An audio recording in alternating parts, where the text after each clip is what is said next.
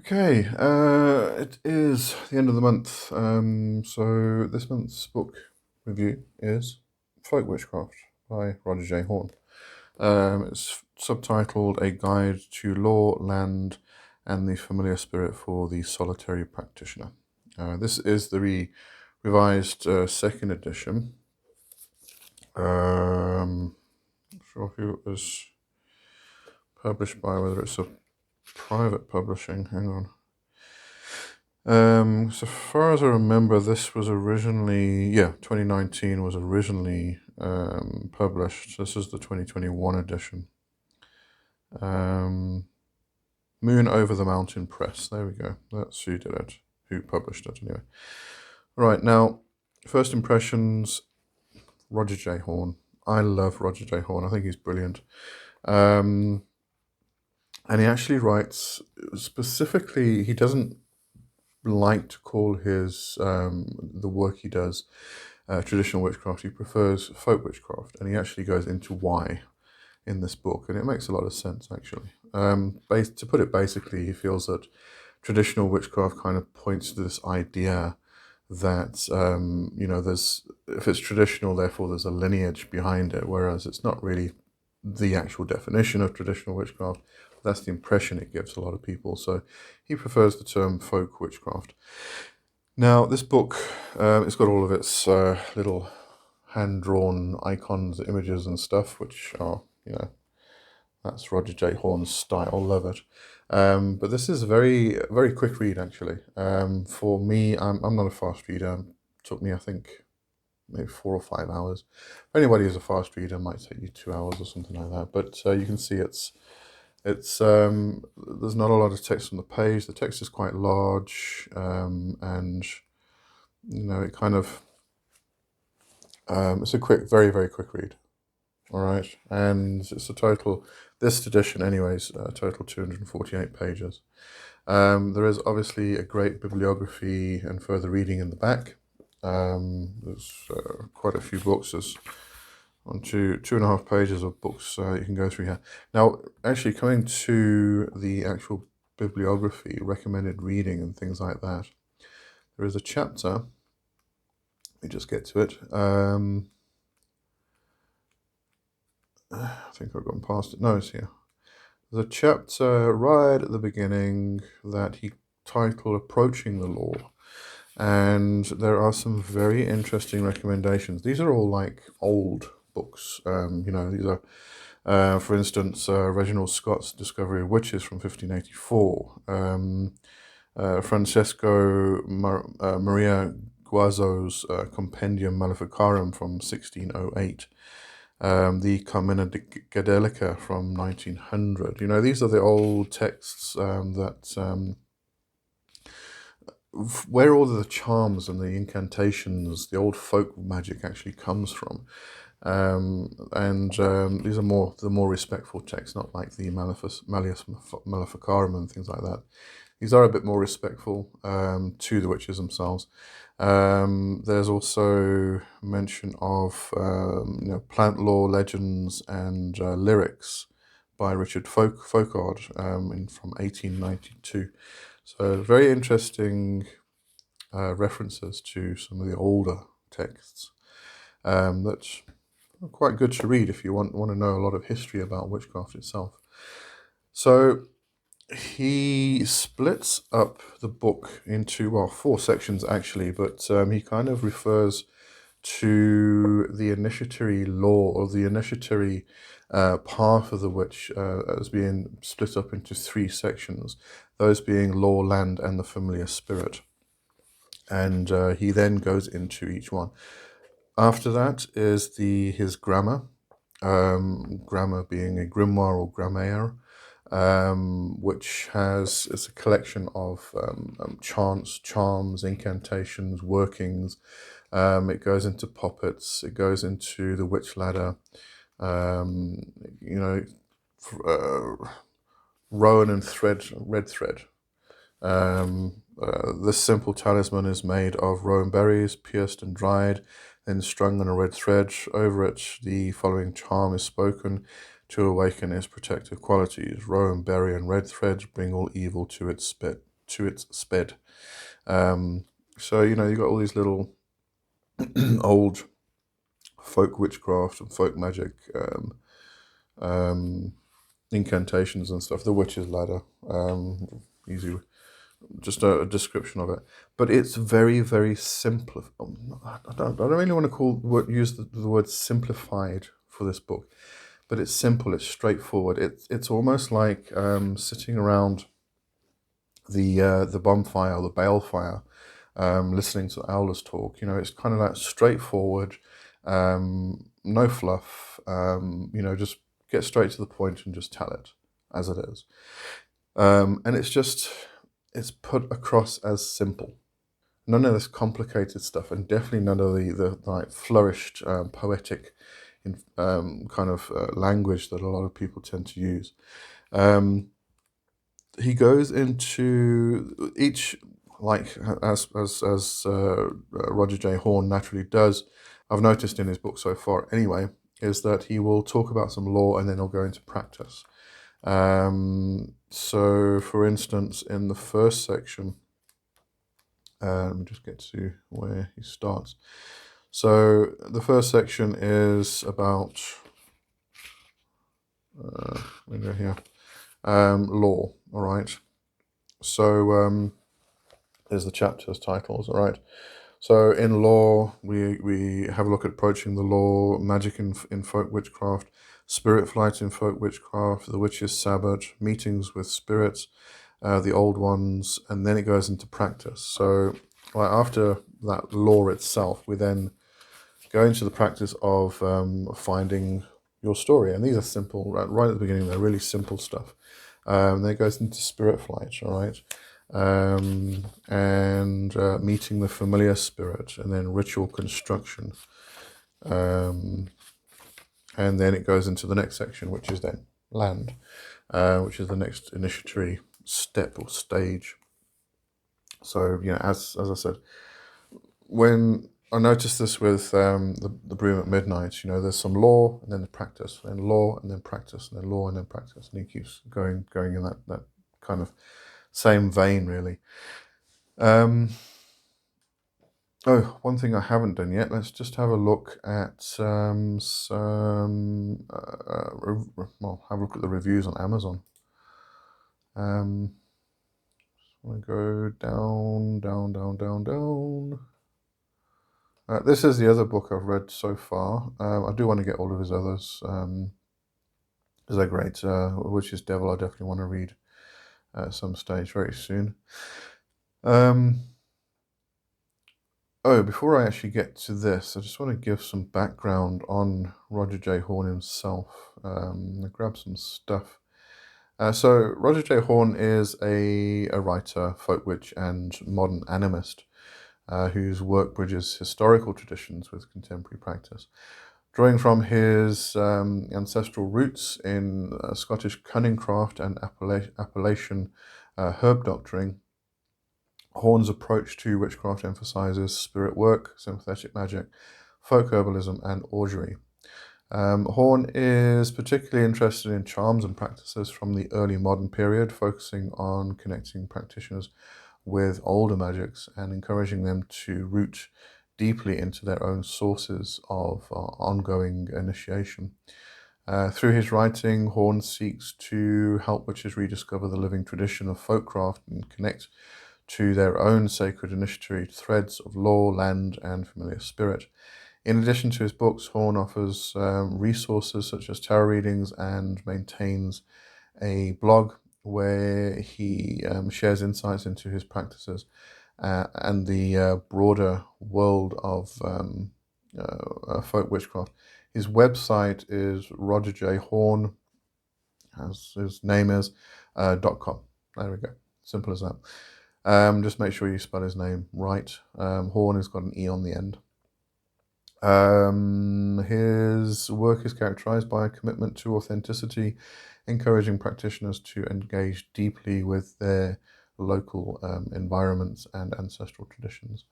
Right, so let's get back to the page and go down to here we go. Customer reviews. Oh, fantastic. 906 global reviews, 4.7 out of 5, 85% 5-star, 9% 4-star. I mean, I don't even think it's worth going down here. Let's just have a look anyway. Something negative somebody had to say. This book is written from a Christian perspective on witchcraft. No, it's not. It's not. I'll get to that just now. Saying things like you have to renounce your baptism and accept the devil as your master, how witchcraft is great sin, etc., etc. When I read this, I was very new to witchcraft. I was so disappointed in this book that I literally had a crisis of faith and went sobbing to my mentor about it. Now that I know better, I know this book isn't a primer on witchcraft at all. It's great if you're looking to research Christian law, but that's it. All right, so this is a big thing. I actually asked this recently, got some opinions from other people, and when it comes to, sorry, I just want to change screens because that's very glaring. When it comes to folklore and folk witchcraft, there are basically kind of two strains to this. The first is it's going to be soaked in Christian law.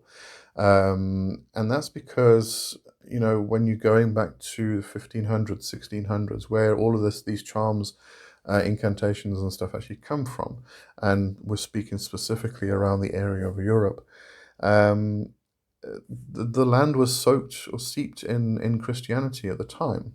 All right. And what happened was you had the folk witches, who had their beliefs, who had their gods, who had their land spirits and everything else. And then these other people came along with their gods, and they kind of went, okay, hi, let's see if your gods have any worth and value to them. So they didn't see them as, or originally anyway, they probably didn't see them as these, the ultimate power and the ultimate divine and all of this stuff.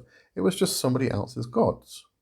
And therefore they integrated those gods into their practice and went on from there. Over time, that changed, obviously. And Christianity became the predominant faith of the land, as it did with many, many, many other lands, especially across Europe and everywhere else, not the whole world really.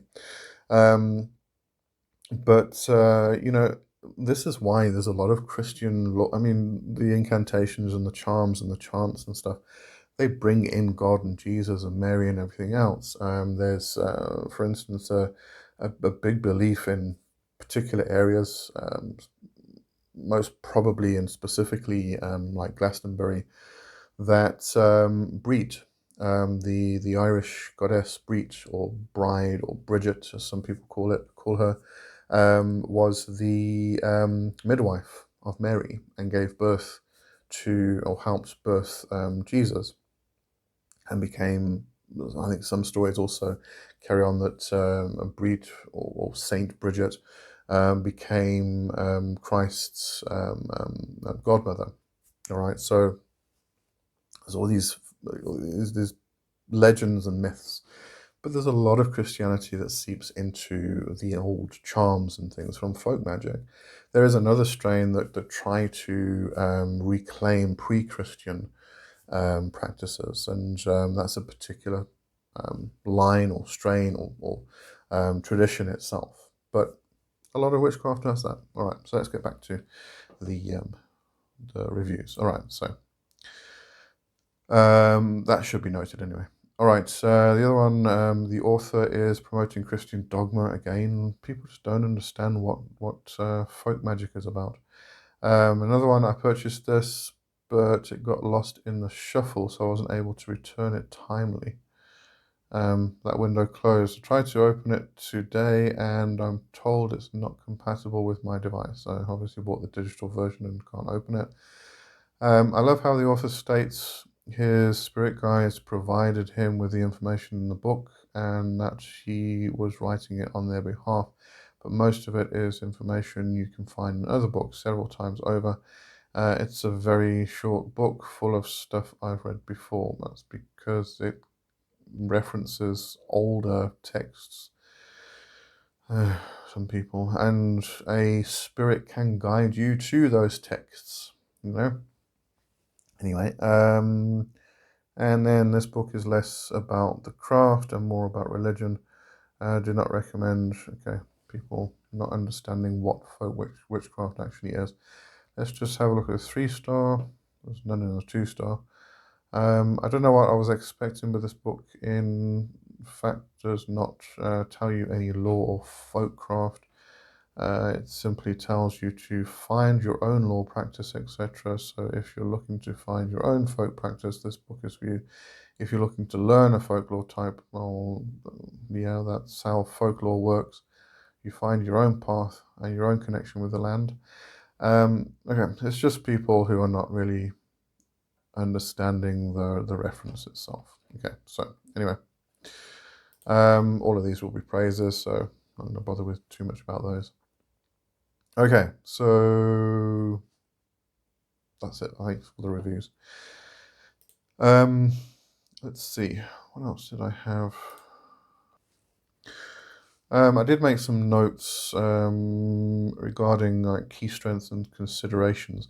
So first in key strengths would be the practical application. So the book is rich with actionable content, as we mentioned. The actual practices themselves, the actual traditional charms and chants and incantations, the witch's ladder and the poppets. There's also a chapter. I mean, I'm going to show you actually. This is why I like this book so much. Let me just try and find it. Oh, here it is. Notes on cartomancy. All right, so you've got 1, 2, and then a layout, 3 pages. All right, that explains divination by playing cards, and it's all the explanation you need. You know, it goes into what the numbers would represent, what the suits would represent, what the Jack, Queen, and King represent in terms of the zodiac and all this stuff. So once you put the numbers with the suits together and etc., etc., etc., you can come up with a really easy reading, and it's really all you need to learn cartomancy. You can go into it further after that, but just to get into it, to understand the basics, it's really all you need. So, you know, as I said, it simplifies everything, but not to a point where it has stripped out and disregarded information. It's about connecting with the land, about connecting with the current itself, and about connecting with folk witchcraft and folk magic, and that then becomes a very personal path and journey that you take. And I think, as I said, with a lot of the reviews, I think that's what a lot of people were kind of missing. There are a lot of people out there who do want it to be spoon-fed to them, you know, step by step. I'm that kind of person. I like to have a roadmap, a plan, you know. Take this step, then take this step, then take this step, and you're all good. I find it very difficult to get into that mindset of, you know, connecting with the current and going with the flow, and like, you know, bringing out that knowledge and information, and actually going to your spirit guides and asking them to guide you in particular direction. It does become it has been very difficult for me over the years, but I've learned to actually do it. Surrender is really what it's about. All right, let's have a look. Emphasis on personal connection, kind of what I was just talking about. Inclusive and ethical stance. In the afterword, Horne addresses issues like racism, sexism, and cultural appropriation within modern witchcraft communities. He promotes a return to authentic folklore-based practices that honor diversity and ethical considerations. Absolutely, I totally agree with that. In fact, let me just get to, I think it was the last chapter. Oh, I love this. This is the last paragraph of the entire book, and I love, you know, it kind of sums everything up. Sorry, I just want to change my eyes because these ones work better when I'm trying to read. Just getting old. What can I say? Right. For the modern folk witch, the primary barrier to the Sabbath Grove lies in ourselves. Can we call to the familiar spirit still? Can we pluck a cure from the cold ground? Can we discern wisdom in the movements of a candle's flame, in the laying of a pack of cards? Can we accept the old law as our teacher and our guide? Can we hear the voice of the wind? Can we listen to a weed? Can we fly? That's the last paragraph. Love it. Absolutely loved it. I've got some more I'll read there, but let me just change back to these eyes because I want to just go through the considerations. Yeah, there are only two considerations that I picked up. So firstly, the depth of content. Some readers have noted that while the book covers a wide range of topics, it sometimes lacks depth in certain areas. The breadth over depth approach may require readers to seek additional resources for more comprehensive understanding. I will say, I mean, I wouldn't give this to a beginner, or I would actually, but at the same time, I would also note to them that this is something you want to read now, put on the shelf, and then in 5 years' time, come back and read it again. When you've learned all your foundational stuff and everything else, come back and read it, because then it's going to make more sense. But it's kind of like, I think if a beginner were to read this book, they shouldn't read it and practice it. They should just read it and then allow it to give them that awe of folk magic and witchcraft. Give them that sense of, oh, this is something I want to work towards.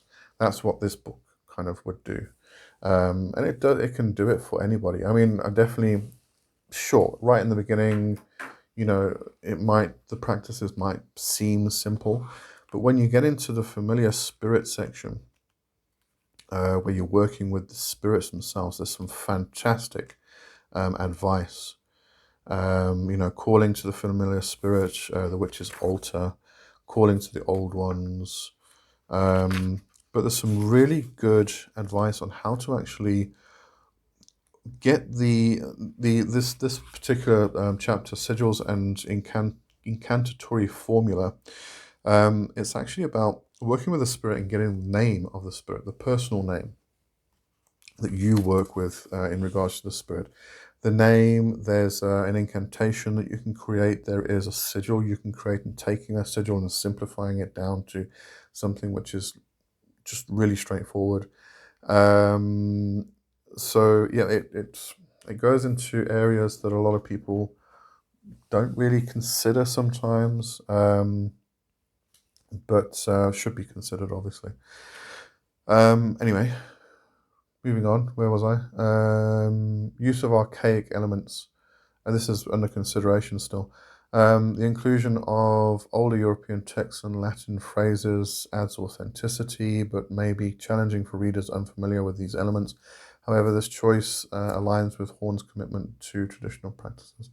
And also, again, I mean, a lot of the charms and the incantations and stuff, which are Latin-based, and some of it's just plain dog Latin, it's not even proper Latin, have been taken directly from these older texts. So, Comina Gadelica, I'm not sure if that one is Latin, but the Folger's manuscripts and things like that. It's just one of those things. It's folk magic, all right. So I do have some things I just want to read, so I'm going to change my eyes again. Just some passages that I thought were really, really good. I like doing this. This is why I have all these tabs. Right, so on page 41, here I'd like to add a note that is purely personal and anecdotal. Although I don't, as a matter of course, believe in anything like karma, I have observed that magic works through the practitioner and not around him. This means that anything I call forth tends to pass through me on its way out into the world. Sending a curse, in my experience, is a little like spitting poison from your own mouth. It can be rinsed out, and it isn't a complete return of what you have sent forth, but it changes your spirit ever so slightly. This can mean an amplification of the dark or sinister parts of your personality, or the attraction of dark entities, which isn't necessarily a bad thing. It's good practice to be sure the curse is worth it, though, and personally, I don't make a habit of using them. I thought that was a brilliant way of putting it. So, if you do some kind of negative magic, or anything you do really, any magic you do is going to come through you. It's not about karma. You know, you do something and something returns. It's just that you are going to spit that magic out of your mouth, and it's going to leave a taste. So there's going to be a certain amount of energy which gets left behind and affects you. On page 44, the modern folk witch need not feel any qualms about using psalms and Latin incantations from the Christian tradition. This is part of our history. That said, it's perfectly fine to use the names of non-Christian entities if one prefers. Accept the paradox of calling on the devil 1 minute and reciting a psalm the next. The craft is full of riddles, and there is mystery in the way these elements speak to one another. Referring to the inclusion of a lot of Christian phrases, terms, names, and such within the old folk magic. Page 68. Although not all spirits are friendly, this kind of unprovoked rudeness and arrogance shuts off the gates to power in the other world. This is about summoning and threatening spirits, going the Solomonic route about things. Imagine if someone showed up at your door politely asking to use the phone, to get help with a flat tire, and you chase them off your porch with a blowtorch. Treat spirits with the same courtesy with which you would expect to be treated. Yes, even the spooky ones. You never know what benevolent creature is lurking behind a shadow, testing your manners before offering you the wisdom that you need to grow on your path. Love it. Brilliant. He puts things so well and so straightforward and simple. This is why I say it's like listening to the elders when you're sitting around the balefire or something. Page 75 in the chapter Rooting into the Land. Much of the lore associated with witches today is from the British Isles. This has led, this is about actually, I'll read it and then go from there. This has led people around the world to assume that their craft must utilize the herbs, seasons, and natural magics of that land in order to be legitimate. This is simply untrue. Instead, we can use the lore as a guide and teacher in order to form our own relationship with the natural world around us wherever we are. Using what is local and connecting with one's own land is fundamental to folk witchcraft. It is also incredibly practical and deeply rewarding. So this is something I battled with for a long time, and I know a lot of people do. You know, you read these books from the UK and it says use blackthorn, use this, use that, and everything else. And then I'm in South Africa and blackthorn doesn't grow here. Mountain or ash doesn't grow here. So, you know, I'm kind of stuck with what do I do now? Find the equivalent that is in your land, because witchcraft is about connecting with the land that you're on. So that becomes very important. See, page 119. This is about the old grimoires now. The old grimoires were, of course, constructed from the workings of individual practitioners under the tutelage of their own spirit guides. Each of us has access to the Black Book. This actually inspired something that I got contact from another spirit regarding the Black Book of Art, and it's become this whole new project for me now. It is the current of knowledge opened by connection to the familiar spirit. Its words of power, its rites, its laws and lessons, these treasures all flow from the initiatory current of the familiar spirit. From the perspective of a folk witch, those who follow every detail in some medieval grimoire and expect to receive the same results as the original writer have, in many ways, missed the point. To stumble across a great magical book in your research is certainly a kind of gift and a door to initiation, but to attempt its rites without a connection to the spirit from which it proceeds is like planting seeds in the desert. Very important. Okay, and that's it. That's all the notes I made there. All right, all little tags I made anyway. Okay, so that is Folk Witchcraft by Roger J. Horne. Just checking all of my other notes to make sure I didn't miss anything. Yeah, no. That's it. I just want to show you the book again as we go. Obviously, I will link to the Amazon, the book on Amazon, so you can go buy it if you want to. I do get a small commission if you buy through my affiliate link, which I do appreciate. I use it to go and buy other books to review. Right, okay, I'll see you next time. Hope you enjoyed that, and thanks for watching, and cheers for now. Bye-bye.